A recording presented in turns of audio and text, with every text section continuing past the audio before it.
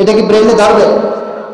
হ্যাঁ, এটা তো আমি বলছি 3500 বছর, এটা তো 535 বছর, এটা না, এটা ডাবল। কারণ স্তর হয়েছে 7000 বছর, তো 7000 আলোকবর্ষ। 7000 কি আলোকবর্ষ। তাহলে আমাদের এই জীবন কয়েক লক্ষ জীবন পার হয়ে গেল, ওই পর্যন্ত আমাদের দ্বারা সম্ভব। বলছে আল্লাহ তাআলা তাকে ওই আরশ পর্যন্ত নিয়ে গেছেন এই স্তর ডেঙ্গিয়ে। তাহলে যেই বোরাকটা ছিল সেটার গতি কি ওই বিদ্যুতের চাইতেও গতি সম্পন্ন ছিল। আলহামদুলিল্লাহ নাহমাদুহু ওয়া নাস্তাঈনুহু ওয়া নাস্তাগফিরুহু ওয়া নাউযু বিল্লাহি মিন শুরুরি আনফুসিনা ওয়া মিন সাইয়্যাতি আ'মালিনা। من يهده الله فلا مضل له ومن يضلله فلا هادي له. ونشهد أن لا إله إلا الله وحده لا شريك له. ونشهد أن سيدنا وحبيبنا ومولانا محمدا عبده ورسوله الذي أرسل رسوله بالهدى ودين الحق ليظهره على الدين كله ولو كره المشركون.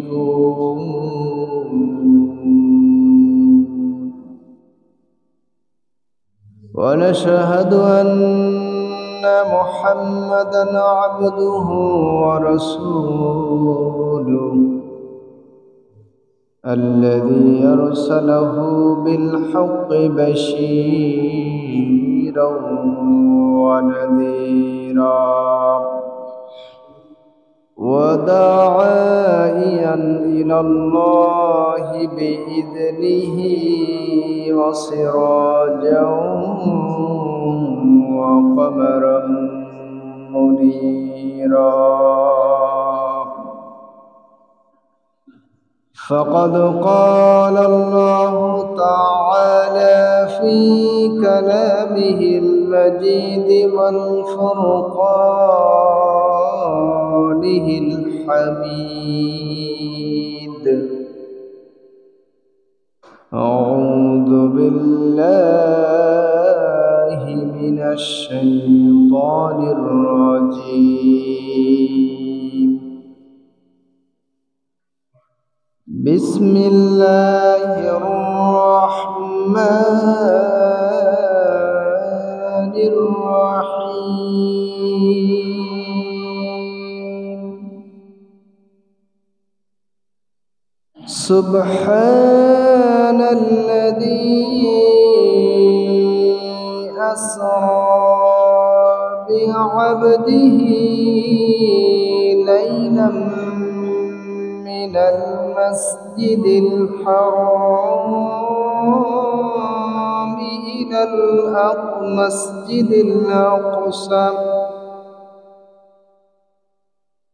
من المسجد الحرام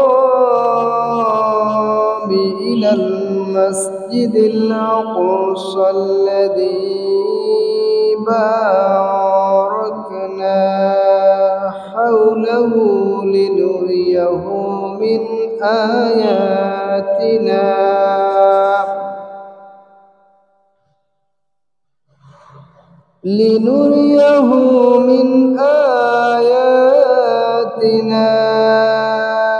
إنه هو السميع البصير. وقال رسول الله صلى الله عليه وسلم الصلاة معراج المؤمنين সম্মানিত হাজিরিন, আল্লাহ সুবহানাহু ওয়া তাআলার একান্ত করুণা এবং মেহেরবানিতে আমরা পবিত্র মসজিদে আসার সুযোগ পেয়েছি। আমাদের ধারাবাহিক আলোচনা ছিল রাসূল করিম সাল্লাল্লাহু আলাইহি ওয়াসাল্লামকে কাফের মুশরিকদের মক্কি জীবনের জুলুম নির্যাতনের এবং শত জুলুম নির্যাতনের পরেও আল্লাহ রাসূল সাল্লাল্লাহু আলাইহি ওয়াসাল্লামের দিন কায়েমের জন্য আল্লাহ রাসূলের ইস্তেকামাত সর্বোচ্চ ধৈর্য তিনি ধারণ করেছিলেন এবং আল্লাহর দ্বীনকে আল্লাহর জমিনে প্রতিষ্ঠা করার জন্য সর্বোত্তম প্রচেষ্টা তিনি চালিয়েছিলেন। আল্লাহ রাসূল সাল্লাল্লাহু আলাইহি ওয়াসাল্লাম তায়েফ থেকে এসে যখন মক্কার কাছাকাছি অবস্থান করেছিলেন নাখলা নামক স্থানে, সেখানে তিনি তার অজান্তেই জিনরা ইসলাম ধর্ম গ্রহণ করেছিল। এই পর্যন্ত আমরা ছিলাম। এরপরে রাসূল করিম সাল্লাল্লাহু আলাইহি ওয়াসাল্লাম মক্কার কিছু নেতৃস্থানীয় লোকদের খবর দিলেন, তাদের সাথে পরামর্শ করলেন যে কি করা যায়। আল্লাহর দ্বীনকে প্রতিষ্ঠা করার জন্য পাশাপাশি এখানে সমস্যা, হ্যালো ওখানে এইটাই সমস্যা। আল্লাহ রাসূল সাল্লাল্লাহু আলাইহি ওয়াসাল্লামের পরামর্শ উদ্দেশ্য ছিল যে মক্কায় প্রবেশ করা যাবে কি যাবে না। তায়েফ থেকে তিনি যখন নাখলায় অবস্থান করলেন, সেখানে কয়েকজন স্থানীয়দের ডাকলেন এবং একটা পর্যায়ে মুতঈম ইবনে আদি ইবনে হাতেম তাই তার সাথে পরামর্শ ক্রমে তিনি আশ্বাস দিলেন, সমস্যা নাই, তুমি মক্কায় প্রবেশ করতে পারো। আবু জাহেল, আবু লাহাব, উতবা, শাইবা, ওয়ালিদ ইবনে মুগীরা এরা চলে আসলো আল্লাহ রাসূলের মক্কায় আগমনের কথা শুনে, যে মুহাম্মদ কেন মক্কায় আসলো আবার। বলছে যে আমি নিয়ে আসছি, তোমাদের যদি কিছু করার থাকে তাহলে করো। যাই হোক, সেখানে আবার জুলুম নির্যাতন শুরু হলো। আল্লাহ রাসূল সাল্লাল্লাহু আলাইহি ওয়াসাল্লাম তার জীবনটা একেবারে কষ্টে জর্জরিত হয়ে গেল। আল্লাহ রাব্বুল আলামিন ঠিক এই মুহূর্তে হিজরতের 1 বছর পূর্বে, এর মাঝখানে আকাবার কিছু শপথ আছে, 3টা শপথ। সেখানে অনেক মানুষ, বিশেষ করে মক্কার বাইরে মদিনার কিছু লোকজন ইসলাম ধর্ম গ্রহণ করেন এবং এই দাওয়াতটা তিনি দিয়েছিলেন হজের মৌসুমে। দাওয়াতি কার্যক্রম চলাকালীন অবস্থায় দীর্ঘ ঘটনা, কয়েকজন মুসলমান আল্লাহ রাসূলের কাছে বায়াত গ্রহণ করল যে আমরা এই দিন মানব এবং এই দিনকে অন্যের মাঝে প্রচার এবং প্রসার লাভ করব। সে দৃষ্টিকোণ থেকে শেষ 3য় নাম্বার শপথ যখন অনুষ্ঠিত হলো, আল্লাহ রাসূল সাল্লাল্লাহু আলাইহি ওয়াসাল্লাম তাদেরকে বললেন যে তোমরা মদিনায় গিয়ে পরিবেশ পরিস্থিতি দেখো, সেখানে দিন প্রচারের কোনো সুযোগ থাকে কিনা, আমি সেখানে যেতে পারি কিনা, এরকম একটা পরিবেশ তোমরা তৈরি করো। আল্লাহ রাসূল সাল্লাল্লাহু আলাইহি ওয়াসাল্লাম যখন অসহায়ত্ব বোধ করলেন, আল্লাহ রাসূলকে তার জমিনে মক্কায় তথা সারা দুনিয়ার বুকে রহমত স্বরূপ কে প্রেরণ করেছেন? আল্লাহ সুবহানাহু ওয়া তাআলা। আল্লাহ তাআলা কাউকে বিপদে ফেলে ভুলে যান না, বরঞ্চ আল্লাহ তাআলা সাময়িক সময়ের জন্য কাউকে কাউকে পরীক্ষা করেন। এই পরীক্ষায় যারা উত্তীর্ণ হয়ে যায়, আল্লাহ তাআলা তাদের জন্য সাহায্যের হাত বাড়িয়ে দেন। সুবহানাল্লাহ। আল্লাহ রাসূল সাল্লাল্লাহু আলাইহি ওয়াসাল্লামকে এমন অবস্থায় ফিরে রাখতে পারলেন না। আল্লাহ রাসূল সাল্লাল্লাহু আলাইহি ওয়াসাল্লামকে তার দিদারের জন্য তৈরি করে নিলেন। সুবহানাল্লাহ। আল্লাহ রাসূল সাল্লাল্লাহু আলাইহি ওয়াসাল্লাম 12তম হিজরি সনে মেরাজ হল। মেরাজের দীর্ঘ আলোচনা এখানে আমরা ইনশাআল্লাহ চেষ্টা করব কোরআন থেকে এবং সুন্নাত থেকে আলোচনা করার। আল্লাহ রাসূল সাল্লাল্লাহু আলাইহি ওয়াসাল্লাম তিনি হযরত মাইমুনা রাদিয়াল্লাহু তাআলা আনহা উম্মুল মুমিনিন বা উম্মে হানির ঘরে তিনি শোয়া ছিলেন। এমন অবস্থায় আল্লাহ রাসূল সাল্লাল্লাহু আলাইহি ওয়াসাল্লামের কাছে একজন ব্যক্তি আসলেন তার ভাষ্যমত, এসে তাকে উঠালেন, উঠিয়ে তাকে কাবায় নিয়ে গেলেন। কাবায় যে তাকে সিনা চাক করলেন, হার্ট অপারেশন, যেটাকে বলে ওপেন হার্ট সার্জারি। এখন আমরা এই জিনিসটা বুঝি, এই চিকিৎসা যখন জগতে যতক্ষণ পর্যন্ত এটা হয় না ততক্ষণ আমাদের জন্য বোঝা কষ্ট করছে যে একটা মানুষের শরীর থেকে তার হাড়টা বের করে সেটা সুন্দর করে কিভাবে পরিষ্কার পরিচ্ছন্ন করে আবার কিভাবে স্থাপন করে, তাহলে মানুষ কি বাঁচে নাকি? এটা প্রশ্ন থাকছিল, কিন্তু এখন কি এই প্রশ্নটা নেই। কারণ এই যে আল্লাহ রাসূল সাল্লাল্লাহু আলাইহি ওয়াসাল্লামের যে তথ্য, যে ওপেন হার্ট সার্জারি, হৃৎপিণ্ডটা বের করে পরিষ্কার পরিচ্ছন্ন করে আবার জায়গায় স্থাপন করে দিতে মানুষ যে মরে না, এবং এর মাধ্যমে যে হার্টের অপারেশন করা যায়, এটা শিক্ষা দিয়েছেন কে? মুহাম্মদুর রাসূলুল্লাহ সাল্লাল্লাহু আলাইহি ওয়াসাল্লামের তথ্য থেকে। তিনি জিবরাইল আলাইহিস সালাম তার হার্টটা বের করলেন, অন্তরটা বের করে সেটাকে জমজমের পানি দিয়ে সুন্দর করে পরিষ্কার করে দিলেন। পরিষ্কার পরিচ্ছন্ন করে তার ভিতরে একটা আলাদা শক্তি তৈরি হয়ে গেল, এবং সেই অবস্থায় আবার আল্লাহ রাসূলের হার্ট জায়গায় স্থাপন করলেন। এরপর সেখান থেকে বাইতুল মাকদাস, যেটাকে আমরা বাইতুল মুকাদ্দাস বলি, মসজিদে আকসা বলি, এখানে নিয়ে গেলেন।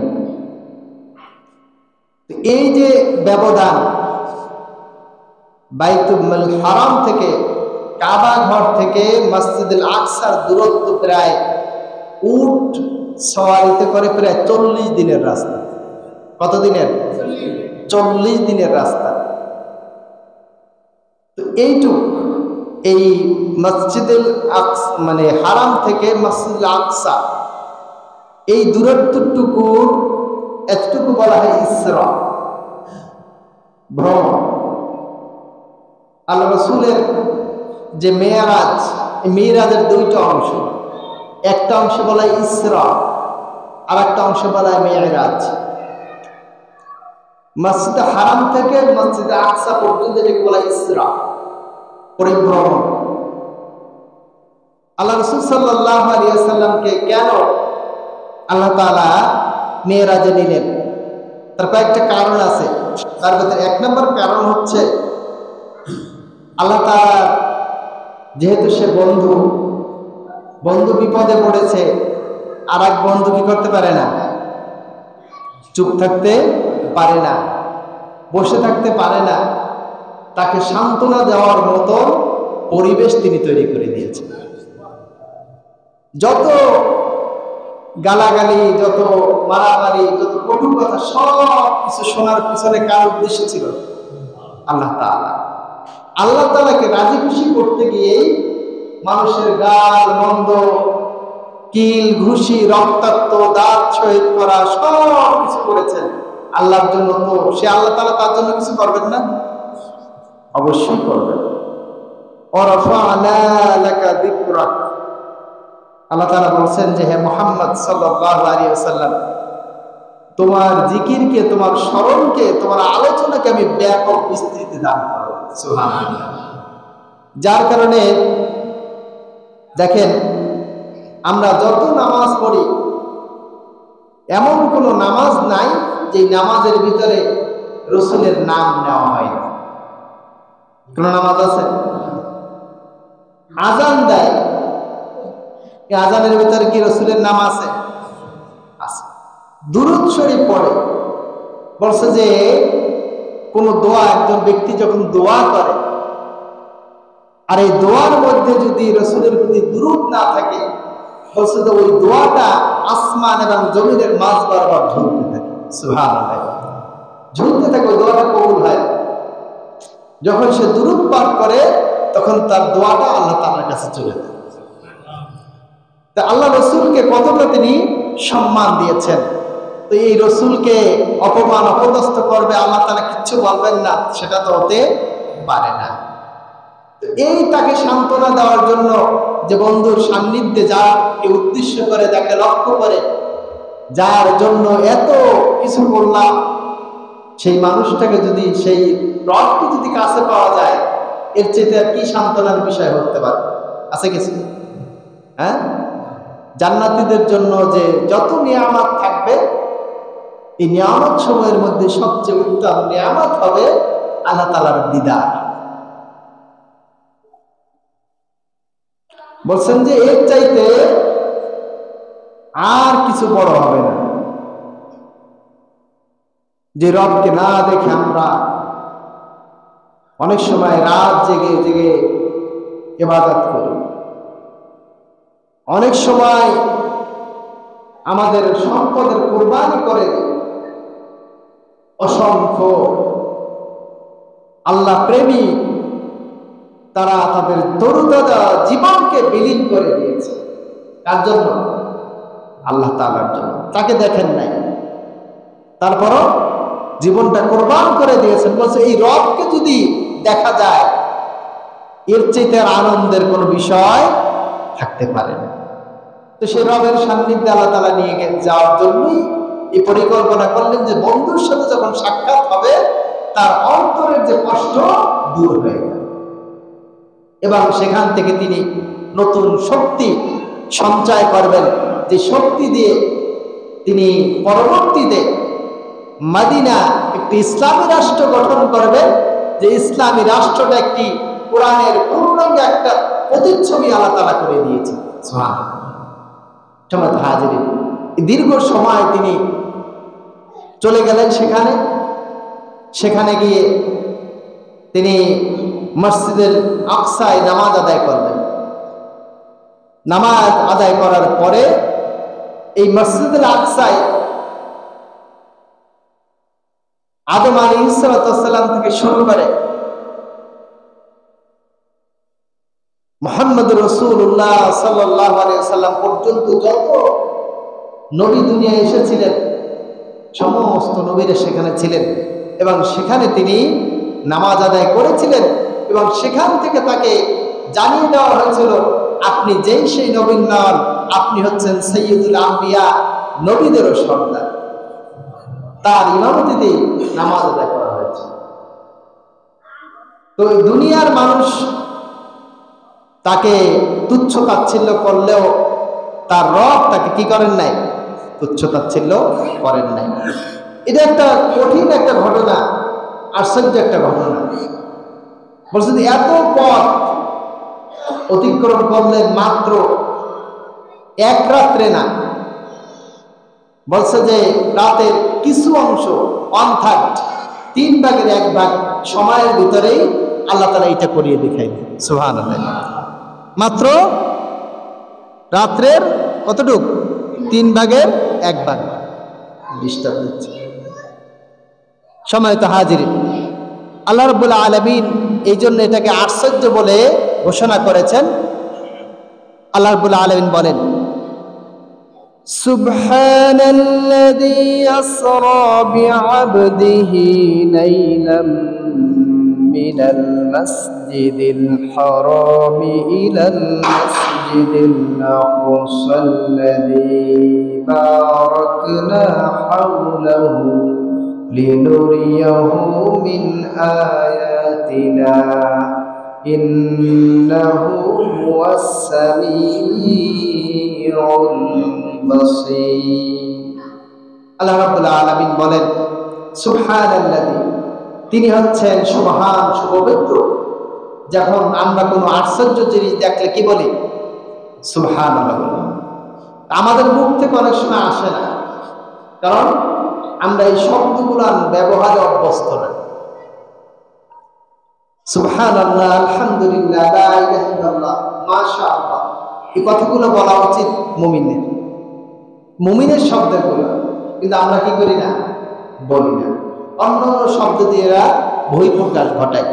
আল্লাহ তাআলা বলছেন যে এটা একটা আশ্চর্যের বিষয় যে আমি আমার বান্দাকে বিআবদিহি লাইলাম মিনাল মাসজিদিল হারাম ইলাল মাসজিদিল আকসা, আমি আমার বান্দাকে কি করেছি? মসজিদুল হারাম থেকে বাইতুল মুকাদ্দাস মসজিদুল আকসা পর্যন্ত পরিভ্রমণ করিয়েছি রাতের কিছু অংশে। কেউ কেউ বলেন যে এটা হচ্ছে রূহের জগতে হয়েছে, অর্থাৎ তার রূহ আল্লাহ তাআলা নিয়ে গিয়েছিলেন, কিন্তু না, এই শব্দ চয়ন হচ্ছে, বুঝতে হবে যে আব্দুল হওয়ার জন্য তার শরীরের ভিতরে রূহ থাকা জরুরি। তো আল্লাহ রসুলের সশরীরে এই পরিভ্রমণ করিয়েছিলেন এবং সেখানে 1 দিন 2 দিন না, এই রাতের 1/3 অংশ যে কেটে গেছে এর ভিতরেই আল্লাহ তাআলা 27টি বছর অতিবাহিত করে দিয়েছেন। কয় বছর? 27 বছর। এই 27 বছরে যতটুকু সময় হয়, ঠিক এই সময়টুকু আল্লাহ তাআলা নিয়ে নিয়েছেন, তার রাসূলকে পরিপূর্ণ করিয়েছেন। কিন্তু দুনিয়ার মানুষ মনে করেছে রাতের 1/3 অংশ, একটি রাতের 3/1 বলছে। এটা কিভাবে হয়েছে? দেখবেন যে যখন দেশের কোনো প্রধান যে রাস্তা দিয়ে চলাফেরা করে, তার নিরাপত্তার স্বার্থে কি করেন?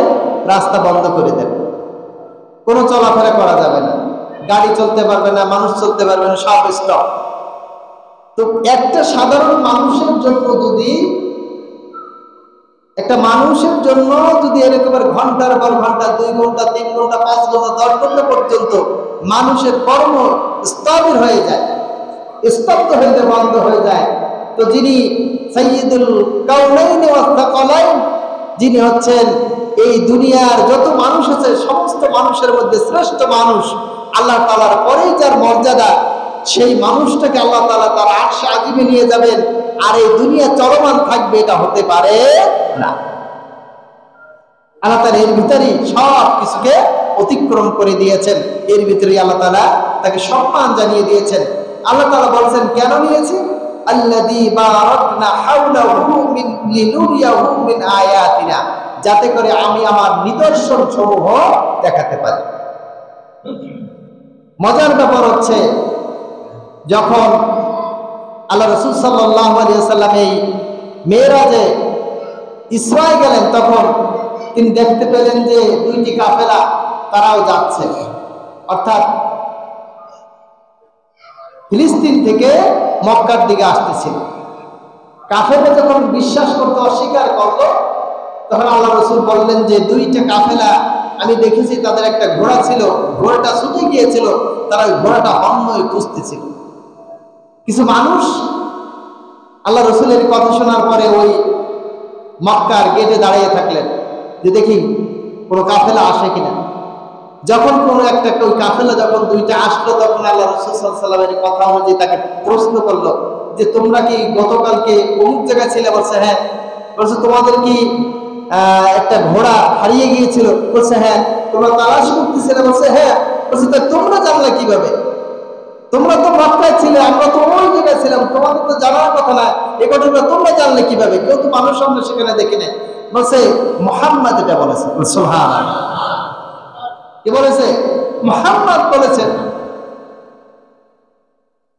আল্লাহ তাআলা তার নিদর্শন এভাবেই বাস্তবায়িত করেন। কিন্তু তারপরেও কিছু মানুষ কি ঘাড় বেঁকা এটা থাকবে, থাকবে না? থাকবে। যাদের ঘাড় বেঁকা, যতই আপনি সোজা বোঝানোর চেষ্টা করেন না কেন, তার ঘাড় কি হবে না? নিচু হবে না, ওটা উঁচুই থাকবে। কারণ এটা নমরুদ ফিরাউনের বংশধর। তারা শুধুমাত্র মানুষের ভুল ধরার চেষ্টা করবে, মানুষের ভুল ধরার চেষ্টা করবে, মানুষের ভালো জিনিস তাদের চোখে পড়বে না। সময় হাজির, আল্লাহ তাআলা বললেন আমি চারপাশ বরকতময় জায়গা, এই মক্কা থেকে তিনি ফিলিস্তিনে গেলেন, এর মাঝে তিনি মদিনা রাষ্ট্রটা সুন্দর করে দেখাই দিলেন যে তোমার এই জায়গাটা আসতে হবে এবং এখানে তুমি একটি ইসলামী রাষ্ট্র তৈরি করো। সুবহানাল্লাহ। এবং সেই ইসলামী রাষ্ট্রের কি নিয়ম কানুন হবে, এটা সূরা বানী ইসরাঈলের ভিতরেই আল্লাহ তাআলা সুন্দরভাবে উপস্থাপন করে দিয়েছে। কিভাবে রাষ্ট্রটা পরিচালনা করবে, মানুষের অধিকার কি কি হবে, কোন থিওরিতে আপনি চালাবেন, সেগুলো কি কোরআনের ভিতরে দেওয়া রয়েছে। এবার আল্লাহ তাআলা বলেছেন মিন আয়াতিনা, আমার নিদর্শন সমূহ দেখার জন্য আরো তিনি নিদর্শন দেখেছেন, অসংখ্য নিদর্শন তিনি দেখেছেন। ইনশাআল্লাহ আমরা আগামী জুনে এই বিষয়গুলো নিয়ে আলোচনা করব। তিনি বলেছেন ইন্নাহু হুয়াস সামিউল বাসীর, তিনি হচ্ছেন সর্বশ্রোতা এবং তিনি হচ্ছেন সর্বদ্রষ্টা। তিনি সব কিছু শোনেন এবং সব কিছু দেখেন। পৃথিবীর কোনো মানুষ তার চোখের আড়ালে অনেক কিছু করতে পারলেও আল্লাহর চোখের আড়ালে কিছু করার সুযোগ নেই।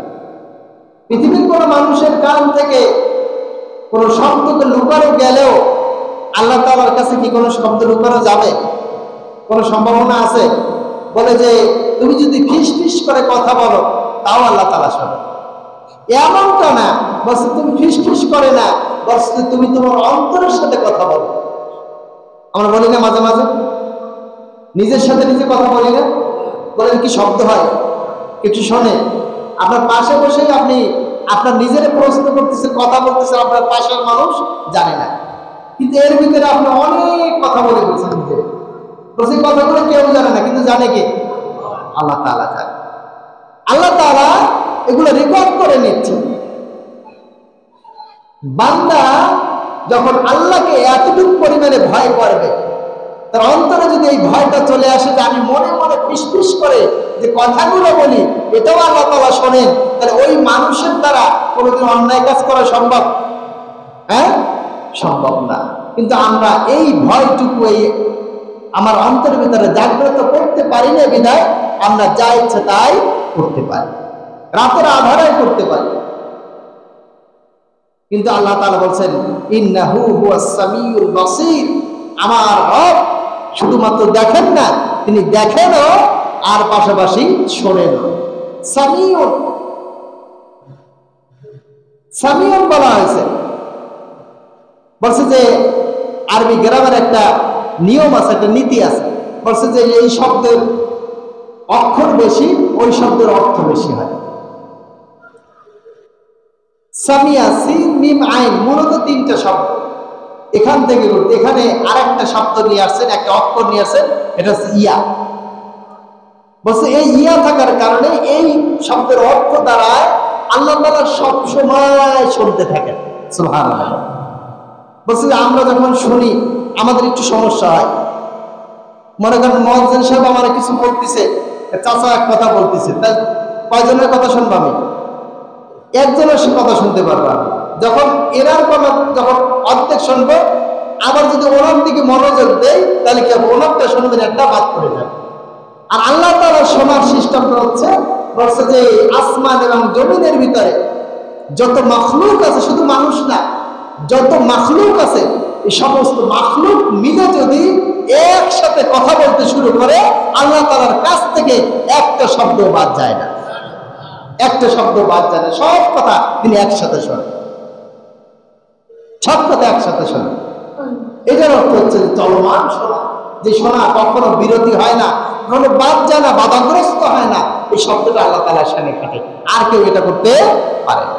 আল্লাহ তাআলা দেখেন, কেমন দেখেন, বলছে যে আল্লাহ তাআলা একভাবে দেখতেই থাকেন, দেখতেই থাকেন, তার ভিতরে কোনো বিরতি আসে না। বসীর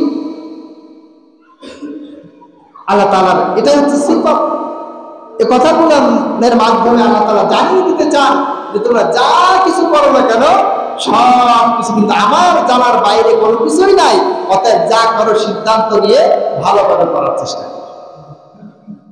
সম্মানিত হাজিরিন, আল্লাহ রাব্বুল আলামিন তার রাসূলকে ভালোবেসে নিয়ে গেলেন কোথায়? কোথায় নিয়ে গেছেন? মেরাজে, দিদার। প্রথম আসমানে তিনি আদম আলাইহিস সালাতু ওয়াস সালামের সাথে সাক্ষাৎ হয়ে গেল। আদম আলাইহিস সালাতু ওয়াস সালাম প্রথম ঘটনা এই যে বলা হচ্ছে যে সায়েন্টিফিক বিষয় যদি আমরা নিয়ে আসি, বলে যে আজ থেকে 100 বছর আগে আমরা কি প্লেন নিয়ে কল্পনা করেছি? হ্যাঁ, এখন কি যানবাহনের অনেক কিছু আছে, কিন্তু আজ থেকে 100 বছর আগে আমরা কোনোদিন এত যানের কথা চিন্তা করতে পারি না।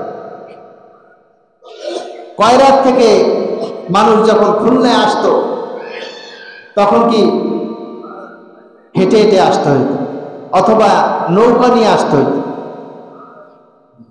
কয়েকজন মানুষে বলে যেত যে আমি খুলনায় যাব, এটা মোটামুটি আশপাশ অন্তত 10 বাড়ি জানানো হয়ে যেত। কারণ কি? কারণ তার কাছে এই খুলনায় আসা মানে কি অন্তত 10 দিনের পথ সে অতিক্রম করতে হবে। আর এখন আমেরিকা যায়, সকালে যায়, পরের দিন আবার ফিরে আসে, এমন ঘটনাও ঘটে। কারো কাছে বলেও না কই গেল, ওই একটু আমেরিকা গেছিলাম। আবার কেউ তো সিঙ্গাপুরে তো অ্যাভেলেবেল যায়, সিঙ্গাপুরে যায় কি করতে? বাজার করতে যায়। আমরা যেমন খুলনায় বাজার করি, বাংলাদেশের বড় বড় যারা আছেন, এমপি, মন্ত্রী, বড় বড় ডাক্তার, ইঞ্জিনিয়ার, তাদের মার্কেট কোথায় হয়? সিঙ্গাপুরে হয়, দুবাই হয়, এই সমস্ত জায়গায় যে তারা কেনাকাটা করে। বলছে এটা কখন যায়? ওই গেল আবার চলে আসলো, অ্যাভেলেবেল। বলছে এটা কেন হয়েছে? কারণ যানবাহনের গতি সম্পন্ন যানবাহন তৈরি হয়েছে, যার কারণে এটা সম্ভব হয়েছে। আমি একটা স্ট্যাটাসে পড়তেছিলাম, ভারতের যে কি বলা আছে আদানি গ্রুপের যে মালিক, তার স্ত্রী নাম সম্ভবত নীতা, বলছে যে নীতা আম্বানি কি করে, তার এক কাপ কফি নিয়ে আসে। কফি, এই কফিটা আসে হচ্ছে দুবাই থেকে। একটা প্লেনে ওই এক কাপ কফি নিয়ে আসে তার জন্য। কয় কাপ? সকালবেলার কফিটা ওইখান থেকে আসে, ওইটা তিনি পান করেন সকালবেলা। তাহলে তাকে আল্লাহ তাআলা কত সম্পদ দিয়েছে? বলে এত সম্পদ পাওয়ার পরেও এই বিশ্বের কি সে 10 নম্বরের ভিতরে নাই। এ নিয়ে সে খুশি না। বলছে এরকমে আমি সময়টা বুঝাইতে চাচ্ছি যে সে তার নাস্তা করে ওইখানে একটা কফি দিয়ে তার নাস্তা শুরু হয়। তাহলে যে রব এই মানুষের ব্রেন দিয়েছেন, তার কি ব্রেন কম না বেশি? কত বেশি? আল্লাহ তাআলা বলেছে ওমা উতিতু ইলমান ইল্লা কলিলা, যে আমি মানুষকে একেবারে স্বল্প জ্ঞান দান করেছি। কলিল, গোনা যায় না, যা গোনার বাইরে। আল্লাহ তাআলার কাছে সব আছে। একটা সমুদ্রের ভিতরে যখন কেউ সুই ঢুকাইয়ে দেয়, সুই ঢুকানোর ফলে ওই নদীর থেকে মনে হয় খুব পানি বের হয়ে যায় নাকি? কথা বলেন, বের হয়। ওই সমুদ্র কি টের পায় যে আমার ভিতরে সুই ঢুকছে? হ্যাঁ, বলছে ওই সমুদ্রের ভিতরে সুই ঢুকাইলে সেটা হয়তো সমুদ্র থেকে কিছু পানি কমতে পারে। আল্লাহ তাআলার যে ইলম আছে, এই ইলম থেকে যে আল্লাহ তাআলা ইলম দিয়েছেন, আল্লাহ তাআলার ইলমের কোনো ঘাটতি হয় না। সম্মানিত হাজিরিন, যেই ব্রেন দিয়েছেন আল্লাহ রাসূল সাল্লাল্লাহু আলাইহি সাল্লামকে সেই বাইতুল মাকদাস থেকে, সেখান থেকে একটা বোরাকে করে আসমান পার করছেন একটার পর একটা। বলছে বারকুন শব্দটার অর্থ হচ্ছে বিদ্যুৎ চমক। এই বারকুন দ্বারা বারাকনা, বোরাক শব্দ ব্যবহার করেছেন। বোরাক বলছে বোরাক ব্যবহার করার কারণে বলছে এক যে আলোর যে গতি কত কিলো সেকেন্ডে, কত 1 আলোকবর্ষ, তার মানে হচ্ছে 1,86,000 মাইল আলোর গতি 1 সেকেন্ডে। হ্যাঁ, ওই 2,80,000 মাইল চলতে পারে আলো 1 সেকেন্ডে। বলছে আল্লাহ তাআলা তার রাসূলকে যে নিয়েছেন, এটা কি এই দুনিয়ার জায়গা? কোন জায়গা? বলছে দুনিয়ার জায়গা সীমানা অতিক্রম করে আমরা যে আসমান দেখতে পাই, বলছে এটা আসমান না, আমাদের চোখে দেখে আসমান, কিন্তু আসমান কি আরো উঁচা। আমরা দেখতে পাই মেঘমালা, মেঘের বাইরে কিছু আমরা দেখতে পাই না। এরপরে চাঁদ দেখি, সূর্য দেখি, চন্দ্র দেখি, এগুলো কোথায়? পৃথিবীর থেকে অনেক অনেক দূরে। এই ঘটনা আমি কয়েকদিন আগে বলেছিলাম যে এই পৃথিবী যেটা আছে, আমরা একটা মানচিত্র যদি দেখি, এই মানচিত্রে আমাদের বাংলাদেশের ব লেখার জায়গা নেই। দেখছেন আপনার মানচিত্র? কখনো দেখবেন মানচিত্রটা, বুঝলে বাংলা পৃথিবীর যে মানচিত্র আছে, অর্থাৎ যেখানে মানুষ বসবাস করে, বলছে এই জায়গার ভিতরে যে একটা ম্যাপ তৈরি করা হয়েছে, বলছে এই ম্যাপের ভিতরে বাংলাদেশ লিখতে গেলে তো 4টা অক্ষর লাগে। বলছে 4টা অক্ষরের শুধুমাত্র বড় জায়গাটা আছে, বাকি জায়গা নাই। তাহলে সেই বাংলাদেশ, এই বাংলাদেশের চাইতে প্রায় 120 গুণ বড় হচ্ছে আমেরিকা। সারা দুনিয়ার সবচেয়ে বড় রাষ্ট্র হচ্ছে রাশিয়া, এটা কি আরো এর চাইতে বড়। এই বাংলাদেশের চাইতে 36 গুণ বড় হচ্ছে ভারত। এই ছোট্ট একটা রাষ্ট্র আমরা অনেকে হয়তো 10টা জেলায়ও যাই নাই, ঘোরা সম্ভব হয় না। বলছে এইটা সব নিয়ে এরকম ছোট্ট ছোট্ট রাষ্ট্র নিয়ে প্রায় 205টা রাষ্ট্র আছে। বলছে 205টা রাষ্ট্রের মধ্যে দিয়ে একটা পৃথিবীর একটা অংশ, পৃথিবী না পুরা। বলছে পৃথিবীতে যত মানুষ বসবাস করে তার চেয়ে বেশি জায়গা হচ্ছে পানি, তার চেয়ে বেশি জায়গা কি পানি। তো বলছে এইটা নিয়ে একটা পৃথিবী হইল। বলছে এটা তো একটা উপরিভাগ, জমিন যাচ্ছে তার উপরিভাগটা হচ্ছে এটা, এর নিচে আছে না কত অংশ আছে আমরা জানি। বলছে 7 তবক আসমান, 7 তবক জমিন। বলছে এইখান থেকে 7 তবক আসমান যেমন আছে, ঠিক নিচে এরকম 7টা স্তর আল্লাহ তাআলা তৈরি করে দিয়েছে। বলছে এই পৃথিবীর মহাশূন্যে যত ওঠে তত মানুষের ওজনের শূন্যতা আসতে থাকে, কমতে থাকে। একটা পর্যায়ে এসে এই পৃথিবীতে যত ভারী জিনিস হোক না কেন, যখন উপরে উঠে যায় তখন সেটা শূন্য হয়ে যায়, তার কোনো ওয়েট থাকে না। বলছে এই জায়গা থেকে কি করে আসমানে গেছেন, প্রথম আসমানে, দ্বিতীয় আসমান, তৃতীয় আসমান, চতুর্থ আসমান। বলা হচ্ছে যে এখান থেকে আসমান পর্যন্ত যাইতে আলোক বর্ষের 500 বছর সময় লাগে। সুবহানাল্লাহ বলবেন না? কয় বছর? 500 বছর। তো বলছে এক আসমান পর্যন্ত গেল, এই আসমানের যে স্তর আছে, পুরুত্ব আছে, বলছে এই পুরুত্ব পার করতে আবার 500 বছর লাগে। বলছে আবার পার হওয়ার পরে যে স্তর আছে, ফাঁকা জায়গা আছে, বলছে এটা অতিক্রম করতে আবার 500 বছর লাগে। এরপরে আবার ওই স্তর যেটা আছে, প্রলেপ যেটা আছে, ওটা পার করতে আবার 500 বছর। এভাবে করে করে এই আশ পর্যন্ত যাইতে তাহলে কত সময় লাগে? আলোকবর্ষ। হিসাব করা যায়? এটা কি ব্রেনে ধরবে? হ্যাঁ, এটা তো আমি বলছি 3500 বছর, এটা তো 535 বছর, এটা না, এর ডাবল। কারণ স্তর হয়েছে 7000 বছর, তো 7000 আলোকবর্ষ। ৭,০০০ কি আলোকবর্ষ। তাহলে আমাদের এই জীবন কয়েক লক্ষ জীবন পার হয়ে গেল ওই পর্যন্ত আমাদের দ্বারা সম্ভব। বলছে আল্লাহ তাআলা তাকে ওই আরশ পর্যন্ত নিয়ে গেছেন এই স্তর ডেঙ্গিয়ে। তাহলে যেই বোরাকটা ছিল সেটার গতি কি ওই বিদ্যুতের চাইতেও গতি সম্পন্ন ছিল।